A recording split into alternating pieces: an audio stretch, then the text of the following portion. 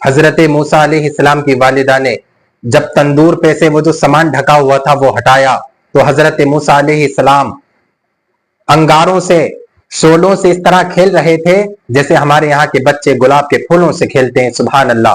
اب آپ نے حضرت موسیٰ علیہ السلام کو نکالا, سینے سے چمٹا لیا. اس کے بعد میں آپ کو فکر لاحق ہوئی کہ اب مجھے اپنے موسیٰ کا انتظام کرنا ہوگا.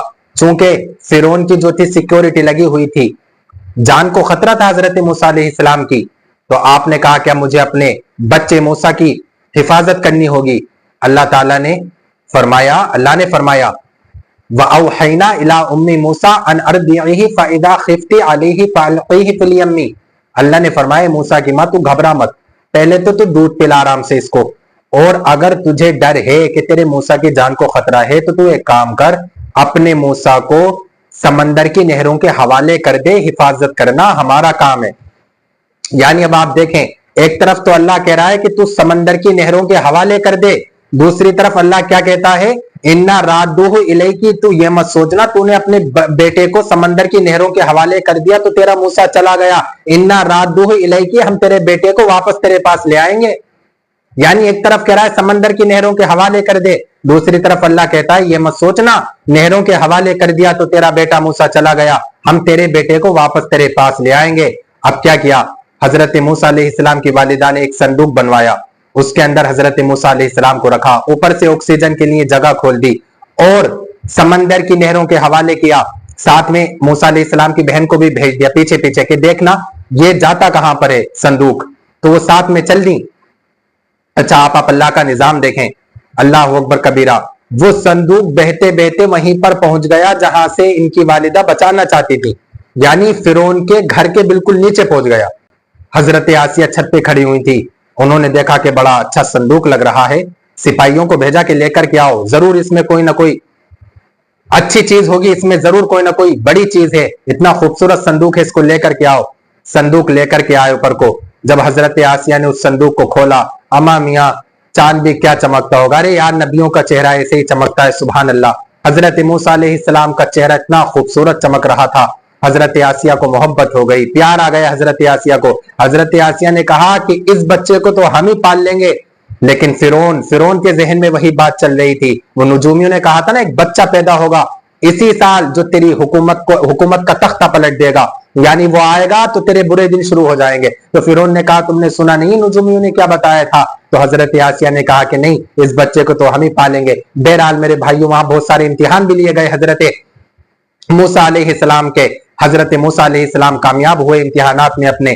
اس کے بعد میں ایک وقت ایسا آیا, اعلان کر دیا حق و باطل کا مارکا لگا ہوا ہے, بہت بڑے میدان میں پبلک اکٹھی ہوئی, بہت بڑا میدان ہے, سب میں شورا ہو رہا ہے کہ آج موسیٰ اور فرعون میں جنگ ہوگی, موسیٰ اور فرعون میں ٹھن گئی. اللہ اکبر کبیرہ.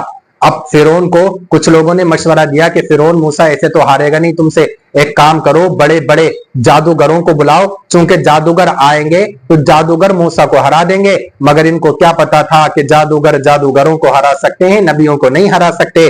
فرعون کے دماغ میں یہ بات آ گئی, فرعون نے بڑے بڑے دگت جادوگروں کو بلوایا. اب جادوگر آئے, یہاں پہ قرآن پاک میں اللہ تعالیٰ کو جادوگروں کی ایک بات بڑی پسند آئی, قرآن پاک میں اس کا ذکر ہے, بڑی پسند آئی.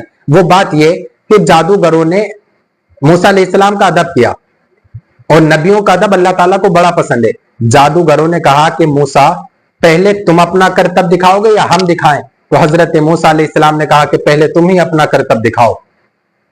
تو ان جادوگروں کے پاس بڑی بڑی رسیاں تھیں, بہت بہت بڑی رسیاں تھیں.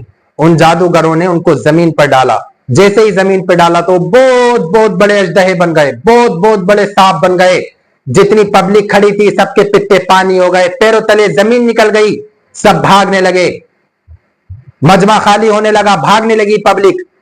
مگر قرآن پڑھو, اللہ نے کہا موسیٰ تو فکر مت کرنا, تو گھبرانا مت, اگر فرعون کے ساتھ جادوگر ہیں تو تیرے ساتھ تیرا رب ہے نا. یہی میں بتانا چاہتا ہوں میرے بھائیوں, حالات کتنے ہی خطرناک ہو جائیں, یہ جو حالات چل رہے ہیں کچھ بھی حالات نہیں ہے, حالات سے کبھی مت ڈرا کرو. ارے یار اس روئے زمین نے بڑے بڑے خطرناک حالات دیکھے ہیں, کبھی پوچھو چشمے فلک سے, کبھی پوچھو سورج چاند کی بوڑھی نگاہوں سے, کچھ بھی حالات نہیں. آپ پڑھیں قرآن پاک, یہ جو میں بتا رہا ہوں آپ کو 20ویں پارے میں سورہ قصص سے پڑھیں آپ, فرعون کا دور ہے. اللہ نے کہا موسیٰ تو گھبرانا مت, अगर फिरौन के साथ जादूगर है तो तेरे साथ तेरा रब है। अल्लाह ने फरमाया अलकी असाका, मूसा तेरे हाथ में जो ये डंडा है ना, इसको तू जमीन पे डाल दे।